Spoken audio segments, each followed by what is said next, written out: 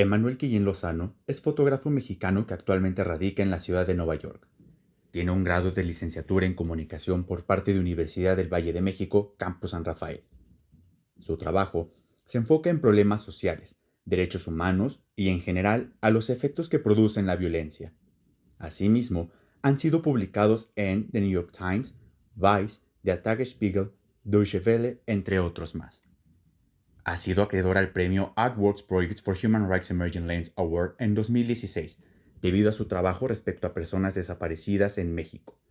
De igual manera, fue seleccionado por The New York Times Portfolio Review en 2017. Sus proyectos han sido presentados por varias organizaciones, incluyendo a Open Society Foundation, Aperture Foundation, the Committee to Protect Journalists, The Bronx Documentary Center, Reporters Without Borders y por Photoville. Sin más, agradecemos la participación de nuestro distinguido invitado, Emanuel Quillín Lozano, para VM Connect.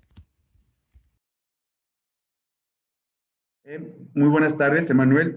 Agradecemos mucho que estés con nosotros en este espacio que nos has brindado. Sabemos que la situación ha complicado bastante el tema de la comunicación, pero a la vez ha permitido que podamos a través de la distancia podernos comunicar más fácilmente. Y este es un ejemplo.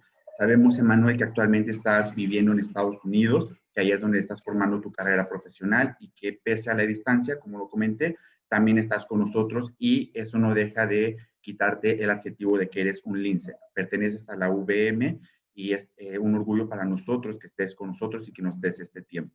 Entonces, pues bueno, la dinámica de esta entrevista es poderte conocer a ti como persona, pero también en ese avance profesional que has tenido desde, posiblemente desde antes que te graduaras de Universidad del Valle de México, pero también de qué forma te has podido desempeñar incluso a nivel internacional. También que nos puedas platicar un poco sobre cuáles son algunos consejos que les darías a los estudiantes de VM para que puedan seguir estos proyectos que posiblemente empiezan a visualizar, pero no tienen muy clara la idea y también por la situación internacional actual de qué forma podrían cimentarla para más adelante cuando pase toda la situación actual. Y por ello, Emanuel, pues ahora sí que la primera pregunta es que nos puedas platicar, comentar un poco quién eres, qué haces. Bueno, pues yo trabajo como fotógrafo y como fotoeditor. Algunas personas de pronto malentienden el término de fotoeditor. No significa que estoy editando fotos en Photoshop ni nada de eso, sino que yo recibo un montón de fotos al día de fotógrafos de distintas partes del mundo y yo voy eligiendo como cuáles son las mejores, cómo organizar una serie, secuenciar las cosas y bueno. Es el trabajo que tengo de manera a tiempo completo desde principios de año. Y hago proyectos por mi lado, consigo financiamientos y cosas así de fundaciones para hacer proyectos más a largo plazo. Y uno que otro assignment ahí de alguna revista o periódico. Um, y bueno, ¿quién soy? Bueno, um, yo nací en la Ciudad de México, pero me crié en Hidalgo. De hecho, mientras estudiaba en VM San Rafael, yo seguía viviendo en Hidalgo porque no me gustaba el DF. Y bueno, viajaba a diario, ¿no? Fue un poquito un viacrucis, pero eh, fue en la Universidad del Valle de México en donde conocí la fotografía. Me tocó ser todavía de las últimas, si no es que la última generación que aprendió en el laboratorio, ahí en San Rafael. Entonces, este asunto de estar en el laboratorio de foto, en el estudio y todo eso, que es la parte más artesanal de la fotografía, pues me enamoró enseguida, ¿no? Y ya por ahí hubo otras cosas como algunas materias de periodismo que tuve que me empezaron a interesar, hasta que poco a poco, de alguna manera, mis propios intereses, las clases que estaba tomando, los alrededores mismos de la escuela me hicieron encaminarme hacia donde hoy estoy. Y bueno, puedo decir que en mi relativamente corta carrera he podido dirigirme hacia donde quiero estar, por así decirlo, cosa que como dices no es fácil, Em, Una, porque no solo te mides con la gente del gremio en el país en donde naciste y en el país en donde te vas formando profesionalmente, sino que si lo que uno quiere es entrarle a las grandes ligas, pues de alguna manera tienes que someter tu trabajo a un tipo de escrutinio ajeno que es un poco más, un poco más severo, tal vez. Y, y nada, enfrentarme a ese tipo de cosas, desde los maestros de la universidad hasta donde estoy ahora, me han hecho quién soy en términos profesionales, claro. Por el trabajo que he visto tuyo, que he revisado, pues también conocer o que tú nos puedas explicar cómo surge la idea de ser un fotoperiodista, porque también eso es algo que has hecho en tus años de carrera y también cuál es la idea y pues qué corriente te gustaría tal vez con el pasar del tiempo cambiarla o mantenerla, qué es lo que estás pensando en ese rubro. El hecho de que yo me haya interesado por la foto periodística fue más bien, fue un proceso casi de aprendizaje conmigo mismo, porque al momento que descubrí la foto, yo pensaba en mí como alguien que estaba estudiando la carrera de comunicación con el fin de trabajar en publicidad, ¿no? Esa era mi tirada en ese momento.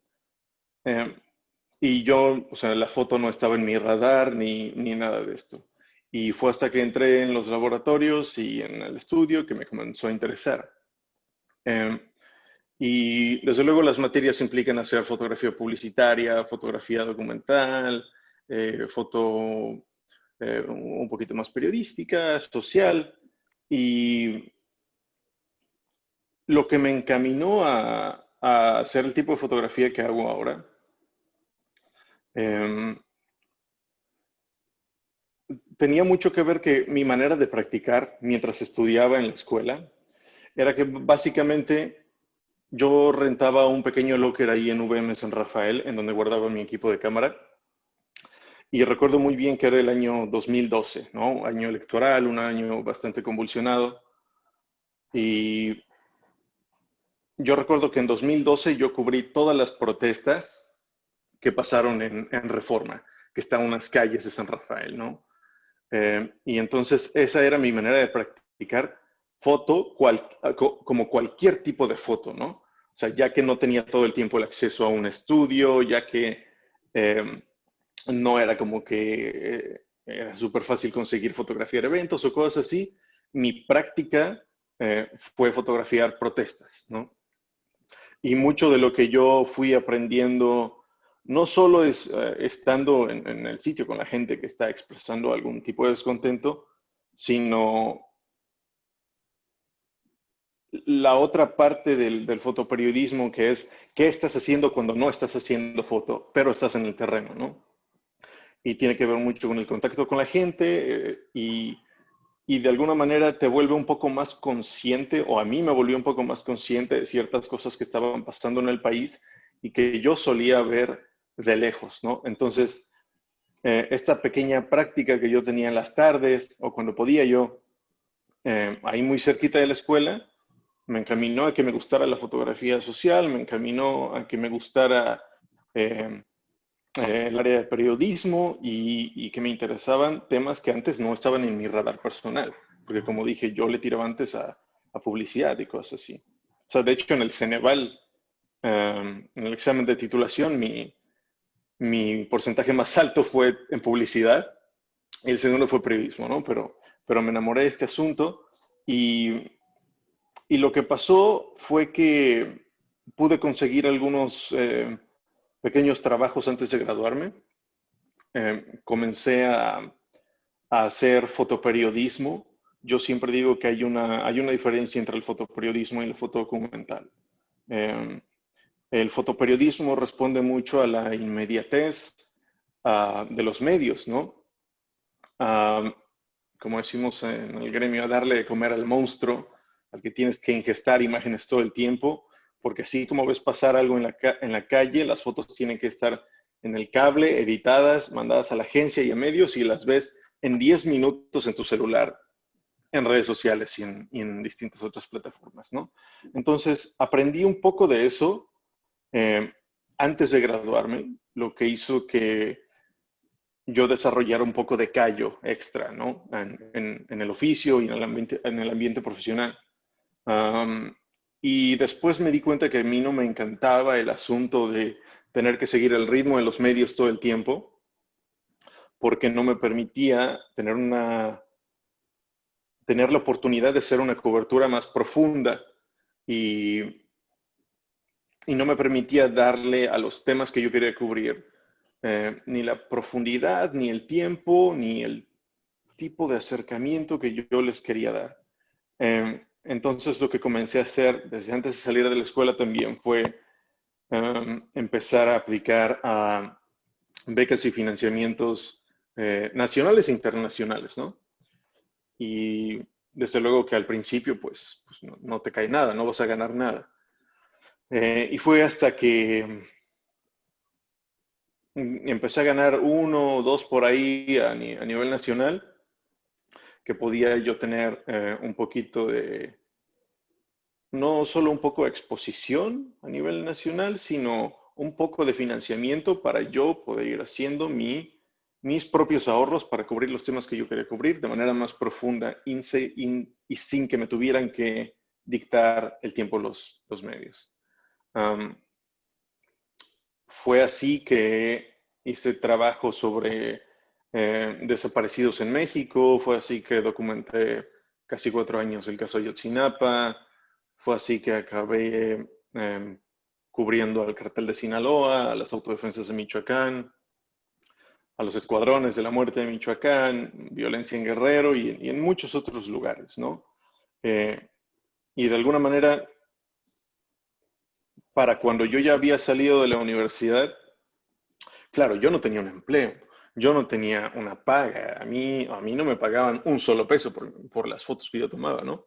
Yo lo hacía porque me gustaba y porque de verdad, de todo lo que aprendí en la carrera y dentro de las muchas cosas que me gustaron, nada me llenaba más como el hecho de hacer foto, porque tal vez escucho un poco cursi decirlo así, pero Eh, la cámara, de alguna manera, es una especie de pasaporte que te da acceso a lugares y situaciones a los que de otra manera no tendrías oportunidad de entrar. Tú estás ahí para tomar fotos y es por la cámara y por tus fotos que tienes el permiso de la gente que está en estas situaciones, de estar en el lugar y en el terreno. Y, y tal vez pasarás un total de 5 o 10 minutos en total haciendo fotos, o sea, literalmente apretando el botón del obturador unos poquísimos minutos. Pero es toda la demás experiencia de estar en los sitios con la gente y aprender cosas y estar ahí y ver cosas de primera mano. Es eso lo que te llena y lo que te hace que te enamores de la profesión. No es que al principio eh, me pagaran un dineral o me pagaran algo siquiera, sino que yo me apasioné de verdad por el hecho de tomar las fotos porque sí. Y bueno, eso me fue abriendo un poco de camino. Eventualmente se me abrió la oportunidad, eh, podemos entrar más en detalle después, pero se me abrió la oportunidad de trabajar como fotoeditor a una edad muy joven. Y la tomé sin pensarlo, ¿no? Porque es una posición que te permite ser la parte de la industria que tiene más problemas que resolver, porque los editores son los filtros de qué y cómo llegan las cosas a los medios, ¿no? Entonces yo la veo como una posición interesante y de muchísima responsabilidad, y es una parte que estoy explorando ahora, pero hay una parte de mí que no puede dejar de pensar de estar en terreno y ser yo el que haga las fotos, ahora que estoy joven, ¿no? De alguna manera.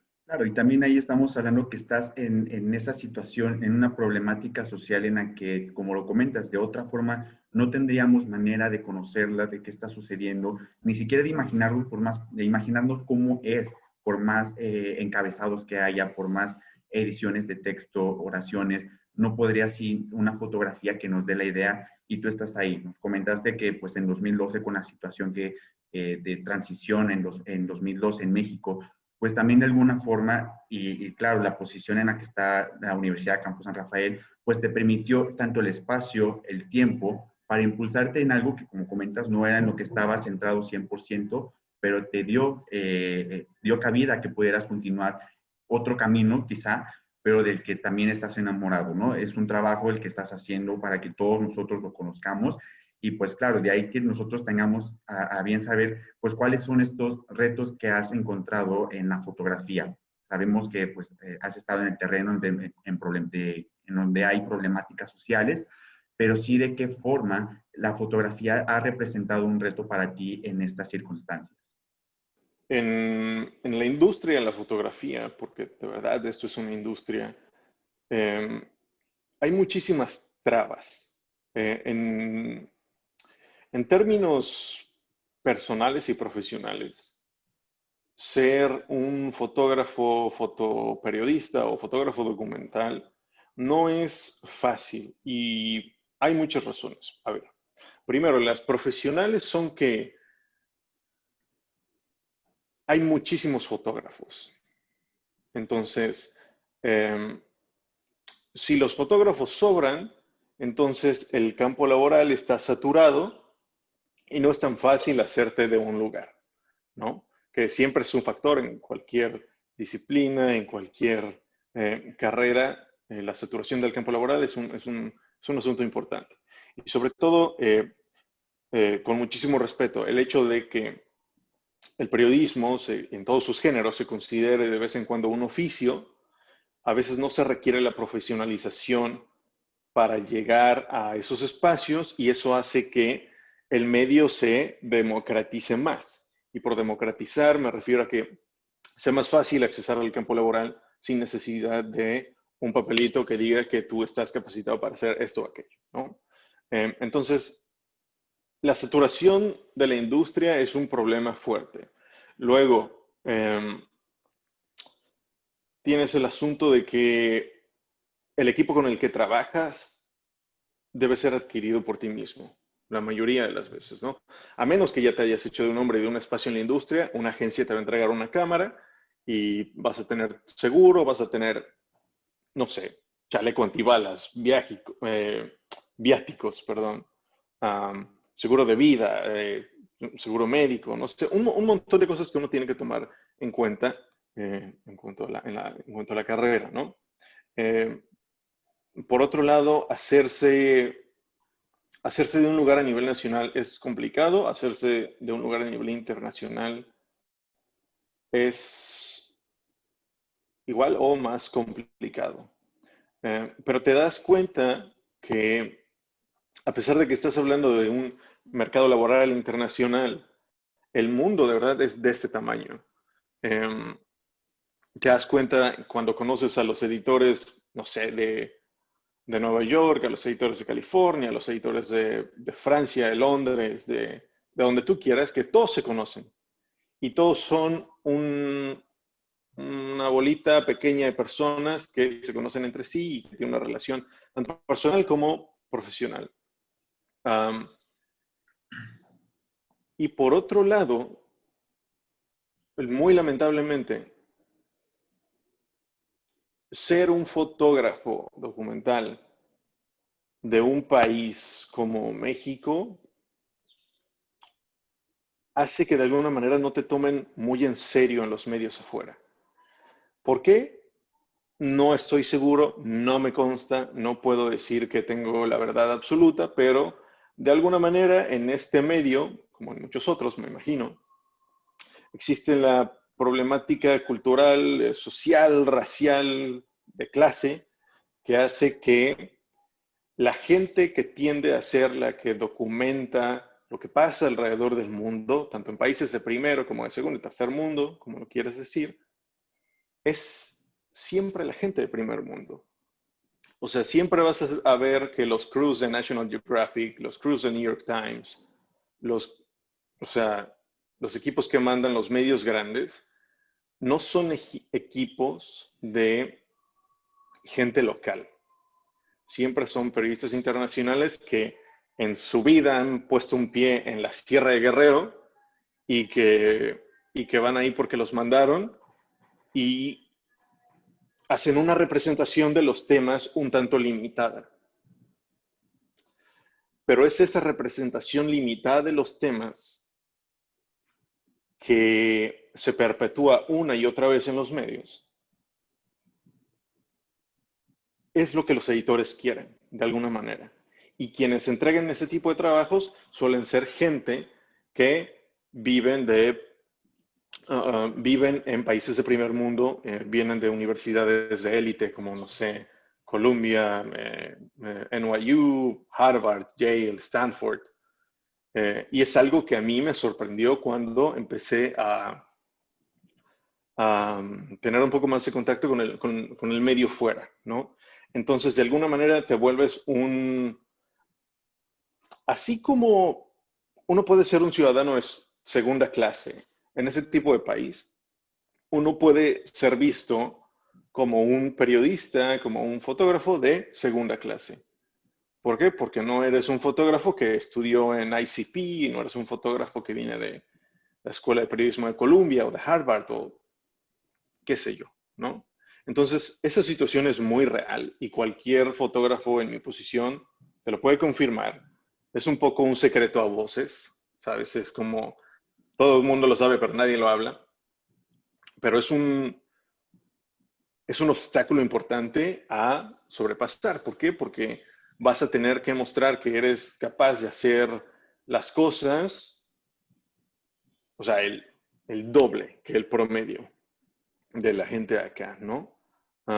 Y por otro lado, el tipo de coberturas que yo he podido hacer en lugares como México, pues tienen un costo a nivel personal, a nivel psicológico, que suele ser muy fuerte, ¿no? Digo, no necesitamos entrar en detalles. Creo que todo el mundo sabe, tiene una idea de lo que ha pasado en México en los últimos, no sé, 12 años, 15 años casi. Porque primero que nada, no es un asunto sencillo ser tú el que lleva la cámara, ir a lugares a los que tampoco tú perteneces, a pesar de ser de México, en donde la gente está en una situación sumamente vulnerable, y que tu chamba sea fotografiarlos en lo que puede ser el peor día de su vida, ¿sabes?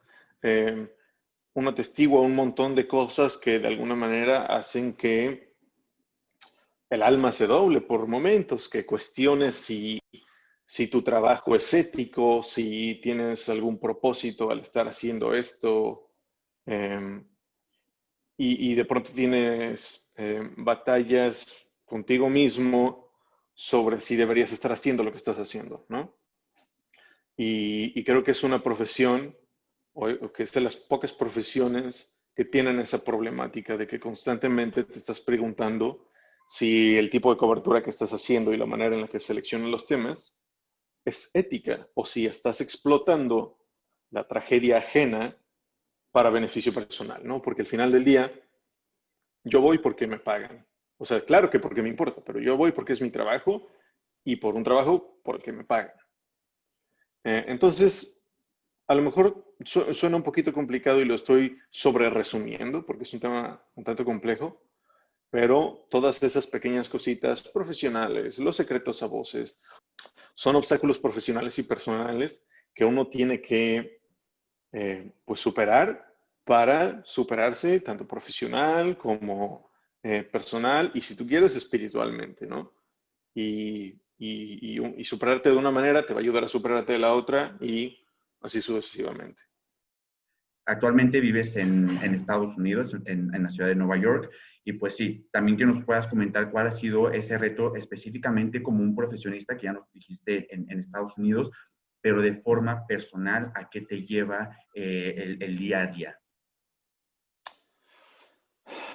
Bueno, yo creo que desde que uno es estudiante, uno de verdad tiene que tener la mentalidad o tener presente que la universidad provee lo que puede, pero no lo provee todo. Y está también el asunto de que tú tienes que poner de tu parte para seguirte educando o seguirte preparando por fuera en lo que te apasiona. Y a mí me sirvió mucho, por ejemplo, o sea, una vez que yo supe o que yo sentí, esto es lo que me apasiona, esto es a lo que me gustaría dedicarme el resto de mi vida, yo no tengo problema con seguirme dedicando a esto hasta el día que me muera, fue como, ok, si yo quiero hacer esto y lo quiero hacer bien, tengo que ver, pues, quiénes son los top allá afuera, qué se está haciendo allá afuera mientras yo estoy estudiando, porque de alguna manera yo voy a pasar 4 años y medio, 5 en la universidad, y para cuando yo salga voy a estar un tanto desfasado con el que se está haciendo en campo ya, ¿no? Entonces yo hacía mucho, no sé, o sea, es tan fácil como una búsqueda en internet sobre quiénes son los mejores en el campo en el que yo quiero incursionar, ¿no? Y qué están haciendo. Entonces yo empecé como a seguir muy de cerca a fotógrafos que tenían un trabajo que me encantaba. Eh, yo veía cómo ellos exploraban otros medios, um, otras plataformas, otros formatos, y eso me fue como formando de manera extra y no implica ningún esfuerzo. O sea, si te apasiona algo, lo consumes como si fueran palomitas, ¿sabes? O sea, no te cuesta hacerlo. Eh, bueno, yo siempre digo que aunque cuando estamos en la escuela no tomamos las cosas muy en serio, uno no se da cuenta qué tan necesario era lo que te estaban intentando enseñar hasta que ya saliste. Y ahí es cuando te das de zapes, te das de topes, te quieres, o sea, deshacer la cabeza en la pared, porque pues no estás tan preparado como creías y cuando uno está en la universidad, uno siente que no, hombre, cuando yo salga me voy a comer el mundo de 2 mordidas y ese no es el caso, ¿no? O sea, hoy día tal vez ciertas plataformas han hecho creer a las generaciones jóvenes como la mía y las más jóvenes que parece que es muy fácil triunfar en el mundo de las, no sé, de las redes sociales, de las plataformas virtuales, de lo que tú quieras, pero pues yo no creo que sea el caso. Um, en mi caso particular, yo no sé si es, yo no sé si decir que tuve la fortuna o la desgracia de ser y vivir en México y desarrollarme en México, porque en mi área en particular, fotografiar México implica un nivel alto de fotografía documental. No cualquier fotógrafo se va a meter a México a fotografiar. O sea, después de que la guerra contra los cárteles fue declarada en 2006, las agencias de noticias que tienen oficinas en México, que tienen burós en México, mandaron a traer a lo mejor de lo mejor que había allá afuera, porque sabían que lo que se venía era muy serio y una vez que se soltó el asunto y se soltó la violencia, pues era muy claro el nivel de profesionalismo, de ética, de preparación que se necesitaba para estar en terreno. Entonces, si, si yo decía, bueno, soy un fotógrafo mexicano que hace trabajo en México en estas regiones, al mismo tiempo que quizá te pueden ver menos como, oh, es un fotógrafo mexicano, no me sorprende, pero el hecho de que uno se haya metido en esos lugares a hacer este trabajo te da cierta validez. Entonces, de alguna manera, el trabajo que uno puede hacer ahí te da las credenciales para tener cierto peso en la industria. Y eso me ayudó muchísimo.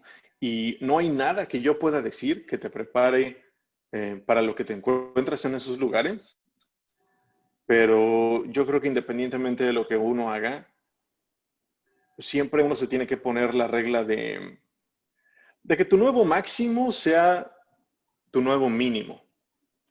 Sabes que una vez que has alcanzado un nuevo nivel, no, no te permitas a ti mismo bajar de ahí, sino que si puedes subir un poquito más, dale. Si puedes subir un poquito más, dale. Pero para abajo, no.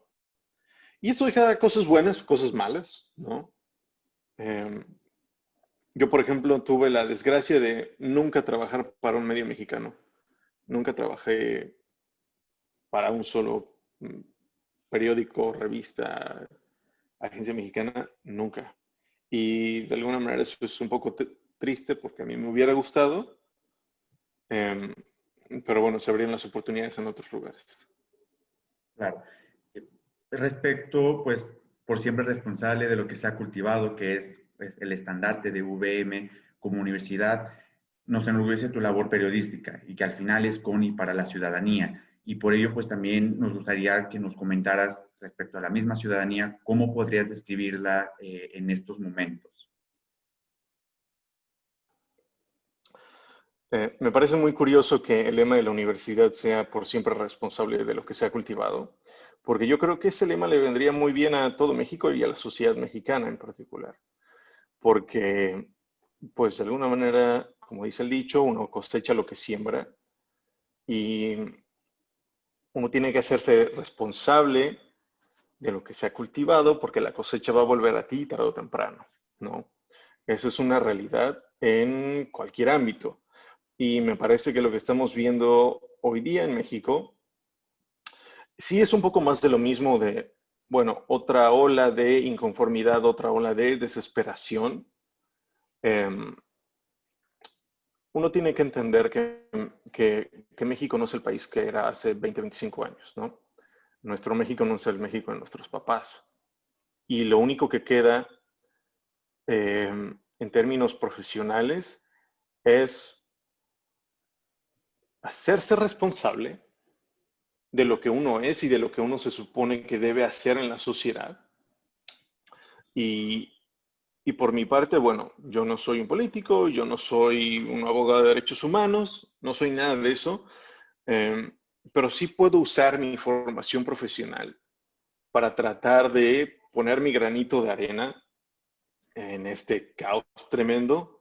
Y si bien no puedo resolver los dilemas de México con una foto o con 1000, eh, sí puedo ayudar con mis fotografías, o por lo menos yo quiero pensar que las fotografías que yo hago sirven para ayudar a retratar una especie de memoria colectiva que necesitamos de manera desesperadísima. Eh, entonces me parece muy curioso que el lema de la universidad sea ese y ahora ha recobrado un sentido nuevo y potente para mí, porque justo es parte de lo que uno trata de hacer en esta chamba, ¿no? Uno trata de recordarle a la sociedad mexicana que si por 10 años, que si por 15 años los fotógrafos han estado fotografiando estas desgracias y si se siguen publicando una y otra vez, es porque no ha cambiado nada. No es porque nos guste, sino que hay que estar de manera insistente recordándole a la gente que si se sigue cultivando la violencia, es lo que se va a seguir cosechando. Y ya Claro. quisiera yo que, que eso cambiara, ¿no? Porque al fin de cuentas, pues para eso hacemos la chamba. Y muchas veces al ver los periódicos, al ver las noticias, creemos que es una normalización de la realidad actual en México, pero realmente sigue siendo esa misma separación, eso, los estratos sociales que los diferencian, ¿no? Como lo comentaste, no sucede lo mismo en las comunidades vulnerables que visitas que en Zapopan, que en un Polanco, que en un Condesa, ¿no? Las realidades son completamente distintas. Y por eso también quisiéramos preguntarte cuál crees que haya sido la comunidad más vulnerable que hayas visitado o por la cual hayas dicho, esto la gente lo tiene que conocer, esto la gente lo tiene que ver. Es difícil, es muy difícil elegir una.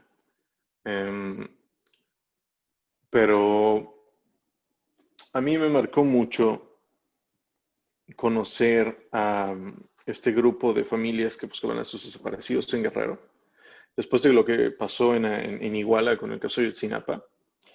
Sucedió que un montón de familias del pueblo de Iguala decidieron juntarse porque después de que desaparecieron los 43 estudiantes de Ayotzinapa, pues el pueblo donde desaparecieron, Iguala, comenzó a ser el epicentro de la búsqueda de desaparecidos en México. Lo que pasó fue que la gente empezó a decir, yo también tengo un desaparecido, yo también tengo una hija, yo también tengo un sobrino, una madre, lo que tú quieras. Llegó el momento en que se organizaron y se juntaban todos los domingos en una de las iglesias del pueblo para subir a las montañas a buscar fosas clandestinas, ¿no? Desde luego me interesó el tema y la primera vez que fui me quedé impactadísimo. O sea, lo que yo estaba viendo literalmente no cabía en mi lente porque no había manera de encuadrar a tanta gente.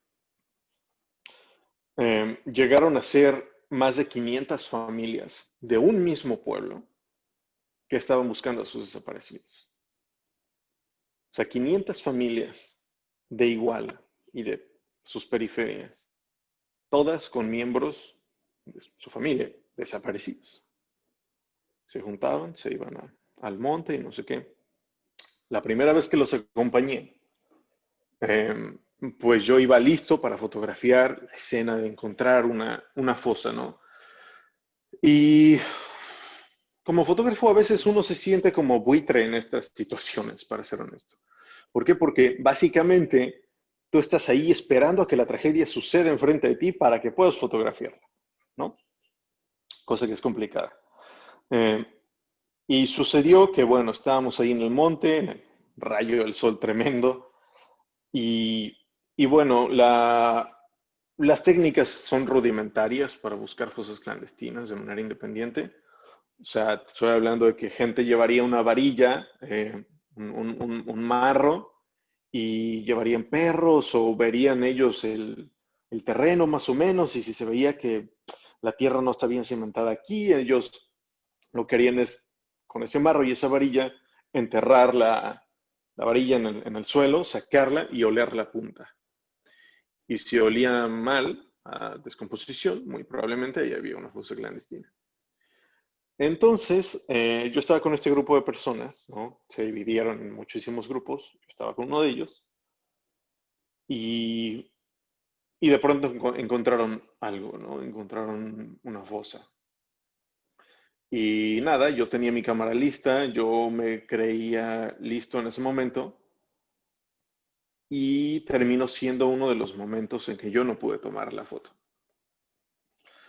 Y lo que pasó fue que un montón de señoras estaban escarbando, o sea, a mano, con las uñas, eh, tierra de ahí en el monte y de pronto esta señora está escarbando y se detiene. Y está como atónita la señora. Y yo también, ¿no? Y la señora de repente rompe en un llanto, en un grito de estallido, que, o sea, hasta el día de hoy sueño con eso, ¿no? Y de entre la tierra sacó este pequeño vestidito, un uniforme de kinder de su hija, como de 3 años, que estaba desaparecida. Y de entre los vestidos se caían los huesitos de la niña, ¿no? Y la señora estaba en un estado de cólera brutal, eh, y presenciar eso es indescriptible.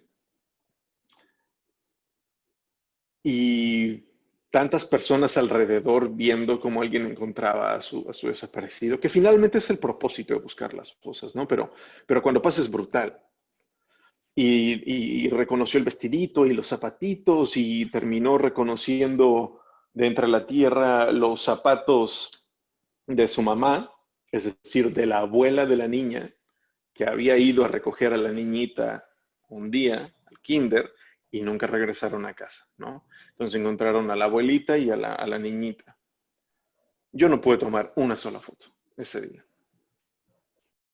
Entonces, parte de la responsabilidad profesional es aprender a lidiar con este tipo de situaciones para, pues, poder realizar tu labor, tu trabajo y cumplir con tu, no sé, o sea, tu papel con la sociedad o como quieras llamarlo.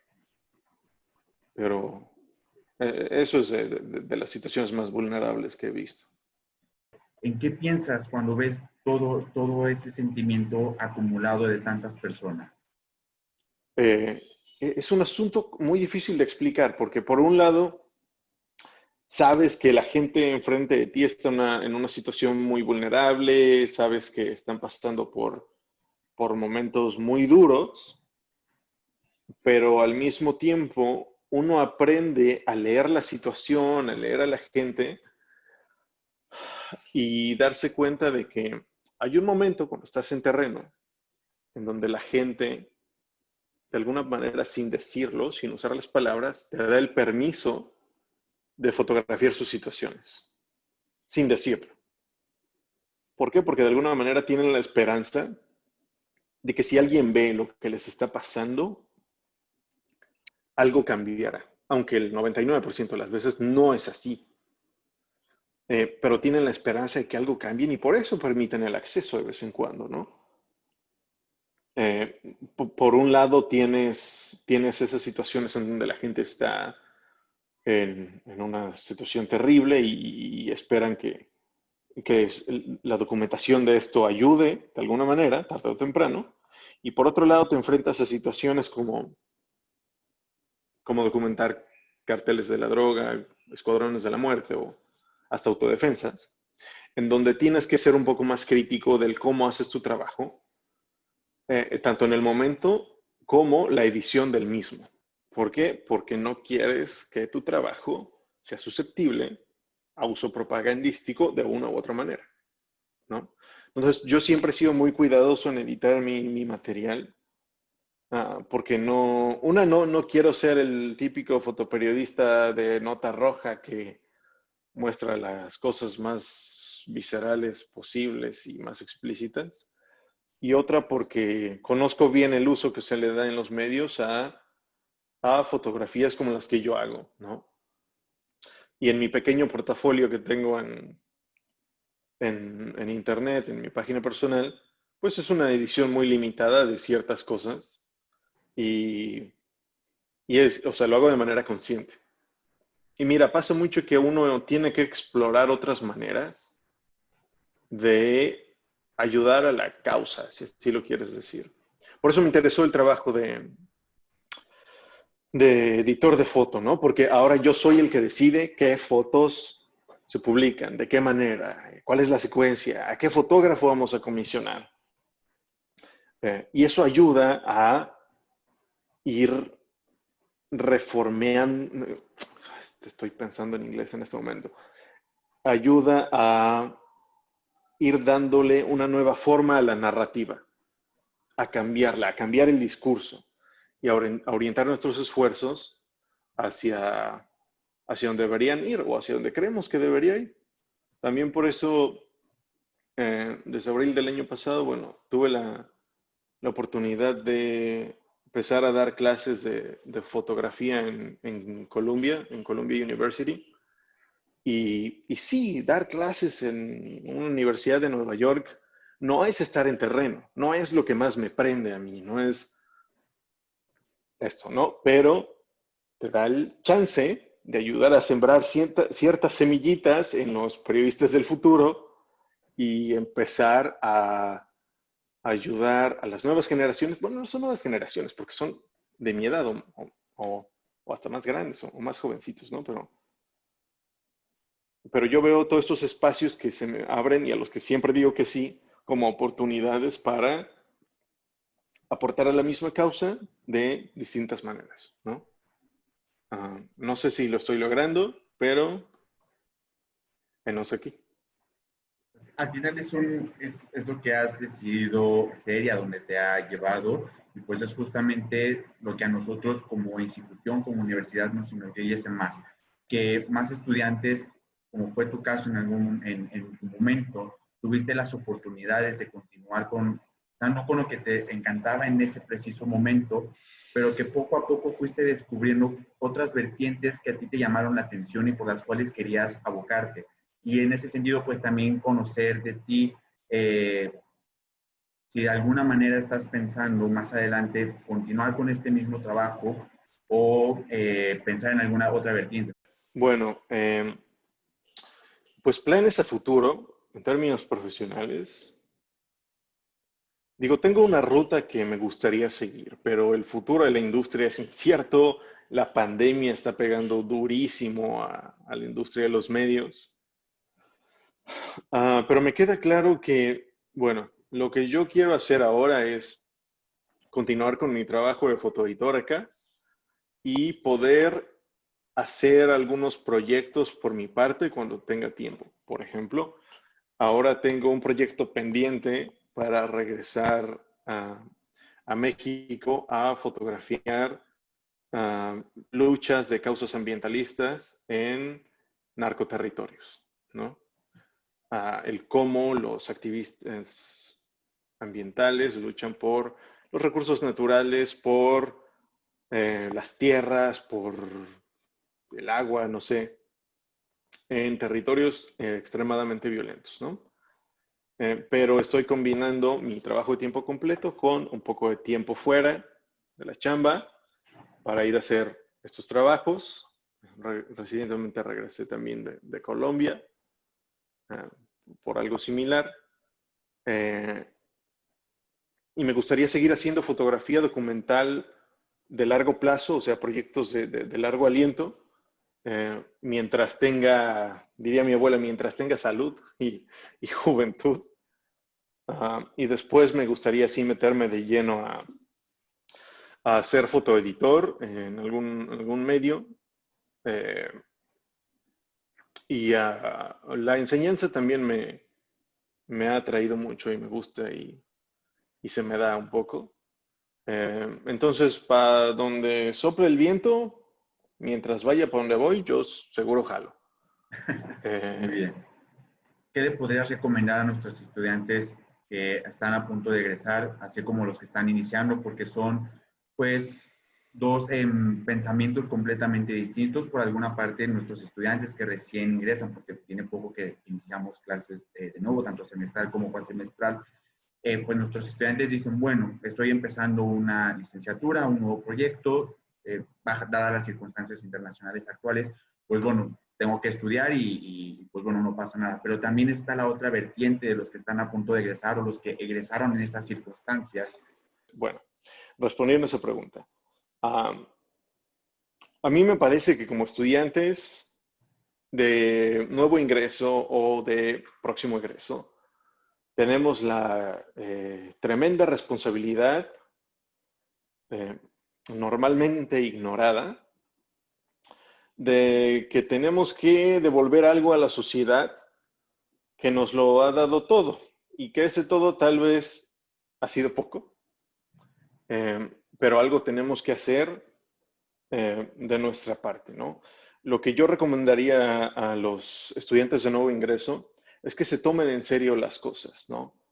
No importa la carrera en la que estudies, pero sobre todo en una carrera como comunicación, que se ve como una carrera de que la estudio porque solo quiero tener un título profesional y aquí no hay matemáticas, bueno, o sea, hay que tomar esto en serio, hagas lo que hagas. Y bueno, hacerte a la idea de que siempre va a existir la clase que no te gusta, el profesor que te cae mal, el compañero de clase que no te encanta, pero tienes que aprovechar la universidad mientras estás ahí porque de verdad que la vas a extrañar. O sea, ya me gustaría a mí regresar por lo menos unas semanas a la universidad y llevármela tranquila. Uh, y hacerte todas las herramientas posibles que la universidad te ofrece. Porque de verdad no sabes qué de lo que estás aprendiendo va a hacer que consigas la chamba. qué de lo que viste en tal clase va a ser tema de conversación con tu futuro editor, con lo que tú quieras, ¿no? O sea, a mí me pasó, por ejemplo, que ese trabajo que tengo ahora de fotoeditor, lo conseguí, o sea, no lo conseguí solo por esto, pero es una anécdota interesante, que fui a mi entrevista de trabajo, me entrevistaron y todo, una agencia internacional con oficinas por todas partes del mundo, eh, y me entrevistaron, los otros fotógrafos que estaban ahí para ser entrevistados para la posición de fotoeditor eran de un nivel altísimo. Y al final conocí a uno de los fundadores de la agencia, no es el CEO, pero es el CTO, algo así. Ah, y el tipo es francés, ¿no? Y yo llevé francés en la UVM. Sí. Y, y lo escuché hablar francés y algo me dijo y le pude responder en francés y me dijo, tú hablas francés, que esto, que lo otro, una conversación de 5 minutos.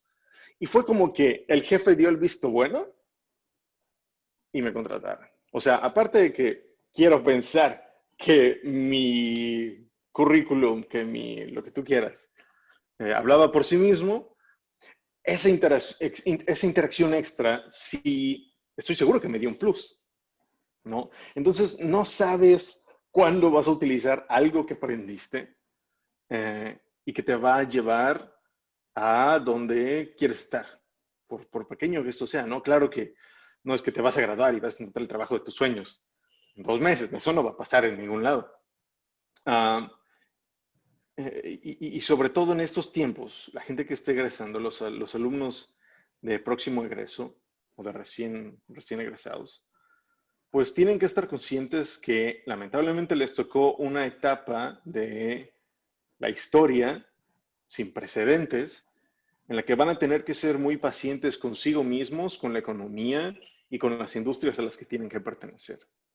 Y lo único que queda es profesionalizarse más, porque todo suma a final de cuentas. Entonces, si no encuentras una chamba, que fue lo que me pasó a mí, si no encuentras una chamba, busca algún nuevo tipo de capacitación, algún nuevo diplomado, una certificación, algo que vaya sumando, sumando y sumando para que el tiempo que pases buscando un empleo o el empleo que tú quieres tener, lo uses para sumar algo a tu currículum, a tu quién soy, ¿no?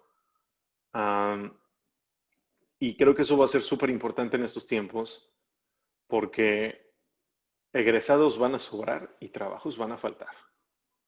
Entonces, si la universidad te ofrece continuar con tu profesionalización, llámese maestría, llámese diplomados, ejecutivas, si tú quieres, mientras estás haciendo otra chamba, pues hay que hacerlo, porque hay que adaptarse a las cosas. Así como la gente que está egresando en México en estos momentos se tiene que adaptar a la nueva y tristísima realidad, así igualito yo me tuve que adaptar cuando salí de México y hay que adaptarse al trabajo y al ritmo laboral y a los estándares y a lo que tú quieras de fuera, ¿no? Me pasó en Berlín, me pasó en Nueva York y para donde vayas no hay nada más que adaptarse.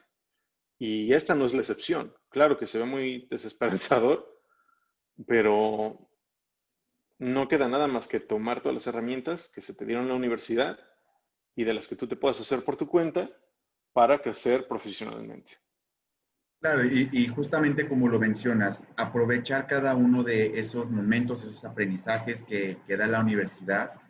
Y por supuesto, nunca sabes en qué momento las clases de francés te van a ayudar, el haber realizado un intercambio en el extranjero te va a apoyar. Entonces, son herramientas que los estudiantes pues, posiblemente no están visualizando qué puedan hacer ahora porque la circunstancia les está diciendo no hay mucho que hacer, no se puede hacer porque la pandemia, porque el coronavirus, pero también hay otra realidad que es desde casa también podemos profesionalizarnos de muchas maneras y eso incluye estar al 100 en la universidad, ¿no? Que a pesar de que sea en línea, te sigue proveyendo de todas las herramientas necesarias para que continúen sus estudios y pues es justamente lo que queríamos escuchar pues prácticamente de alguien que ha tenido un desarrollo profesional amplio, como tú lo comentaste, pues bueno, ya llevas bastante años en el medio, pero también que lo puedan escuchar de alguien que ha sobresalido, que ha estudiado y que es un lince por parte de, bueno, los linces únicamente son de UVM, pero